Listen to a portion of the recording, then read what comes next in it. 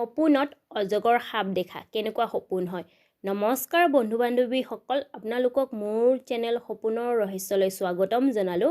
বন্ধু বান্ধৱীসকল, আজিৰ এই সপোনৰ ভিডিঅ'টিত আমি জানিম সপোনত অজগৰ সাপ দেখা কেনেকুৱা সপোন হয়, অৰ্থাৎ ভালনে বেয়া, শুভনে অশুভ, সকাৰাত্মক নে নকাৰাত্মক বা কি কথাৰ সূচক হয় তাৰে বিষয়ে আজি আমি এই ভিডিঅ'টিত জানিম।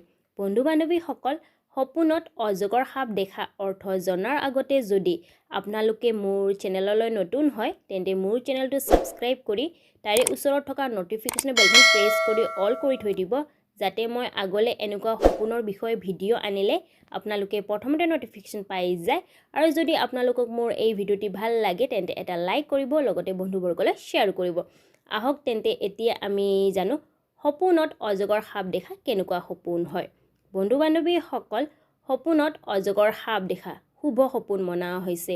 স্বপ্ন জ্যোতিষ শাস্ত্ৰ অনুসাৰে যদি কোনোবা ব্যক্তি বা মহিলাই যদি সপোনত অজগৰ সাপ দেখে তেন্তে এই সপোনে এইটোৱে সংকেত কৰে যে আহিব লগা সময়ত বা ভৱিষ্যত তেওঁৰ জীৱনত সফলতা প্ৰাপ্ত কৰিব বা জীৱনলৈ সফল হ'ব পাৰিব। এই সপোনে এইটোৱে সংকেত কৰে।